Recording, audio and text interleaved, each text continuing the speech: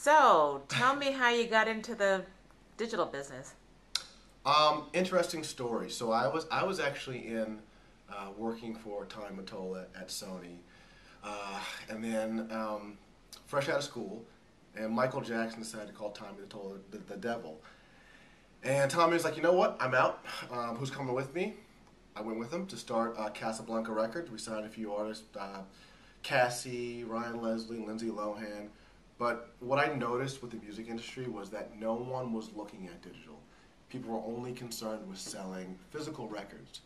And luckily, at some weird stroke, I was looking at Billboard, saw an article from a company called Not 13, and it was a buddy of mine who I went to college with about a text messaging program. And a month later, my buddy ends up selling the company, coming to the States, and running this company called Zingy, which was like this huge ringtone, wallpaper, content provider. And I ran the licensing department, and that was really my first step into the mobile space. I've kind of been here ever since and watched the evolution.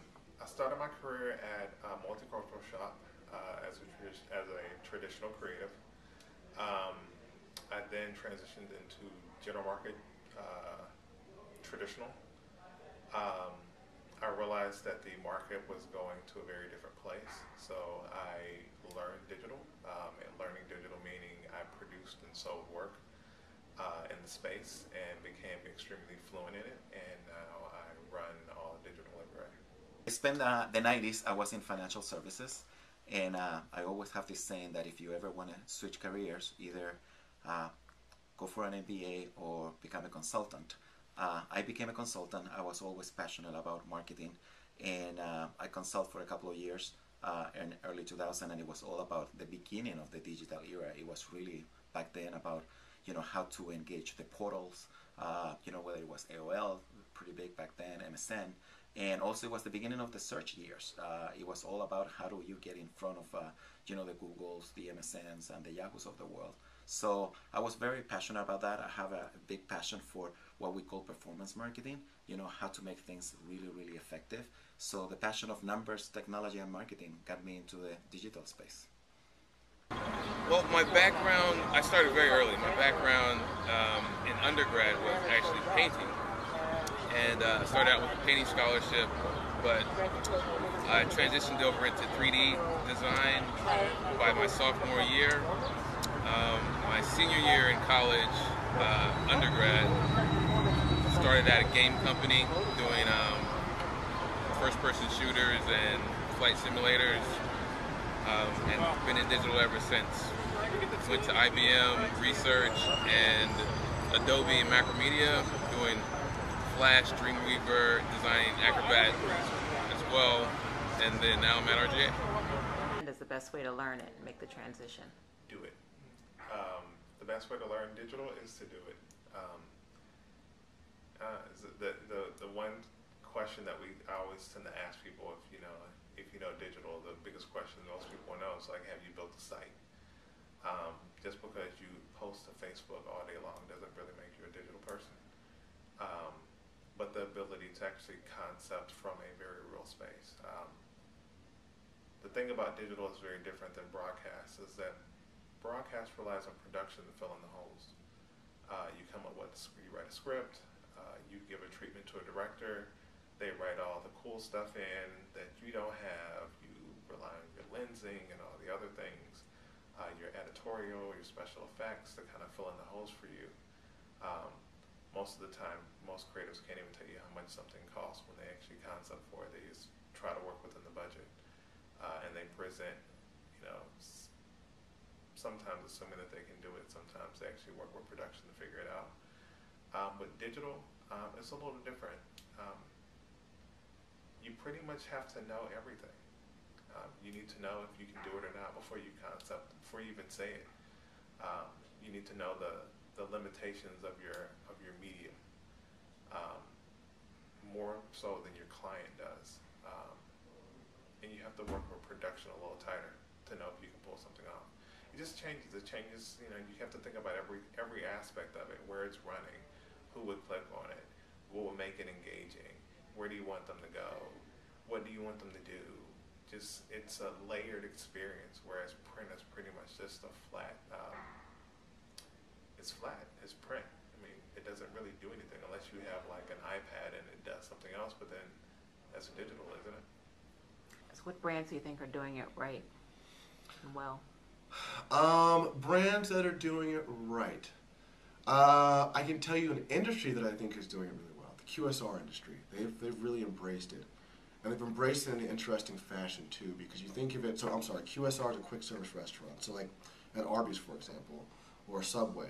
You know, they have these items that are at a very low price point, but what they've managed to do is really engage with their consumer for, you know, downtime specials or coupons. But it's all based very simply on, a lot of it's on SMS, and they understand that, you know, their consumer is, you know, eating at certain times. They've leveraged this, and a lot of them are doing it well. And they're building these databases fast. And you know what I like to tell someone, and I hate to focus so much on SMS, but for me, it's like it's a crawl, walk, run. SMS has the largest penetration rate, and you know, as far as the learning curve goes, you know, I'd say the majority of the public understands this. But you know, what they've done is also, you know, in parallel to creating, you know, their email databases, but these mobile databases are delivering, you know, timely messages. I think that's really, really important. I mean, think about your phone as a whole.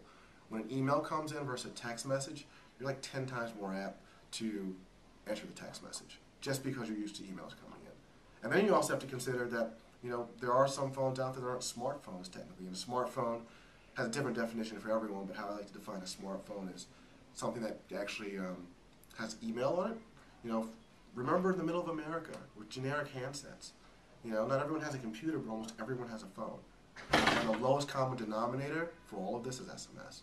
So that's why I think QSR is really doing well.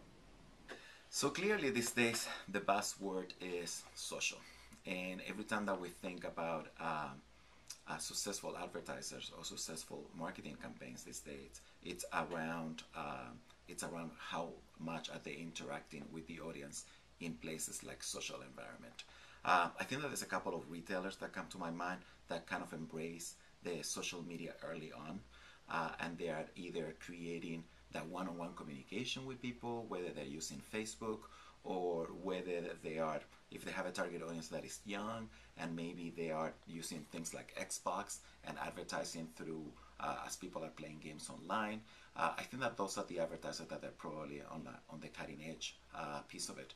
But I always remind advertisers at the end of the day, it's not so much about leading the way, it's still about capturing the audience that you need.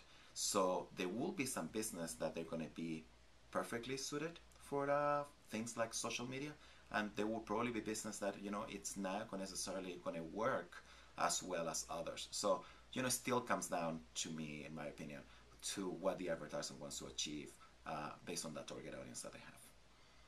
I know that the common sort of buzzwords going around now, I mean, Foursquare is awesome. I think location awareness is going to be huge, or is already huge in terms of the digital space. Apple's kicking butt with the new iPhone 4 and obviously the iPad. Is one of the major misperceptions that brands have about reaching people on the digital side?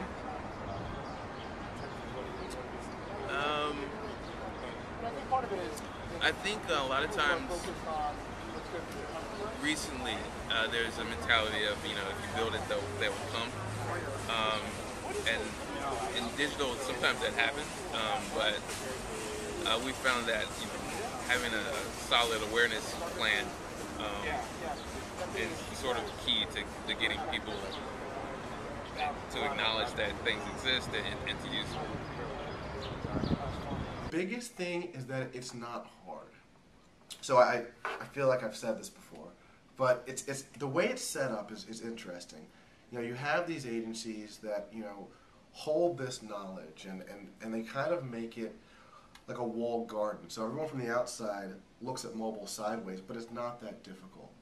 So for me, it's really, I'm like a mobile evangelist. I spend a lot of my time educating the end consumer, the brand, the agency. And I think when you can really break things down to its simplest form, it's really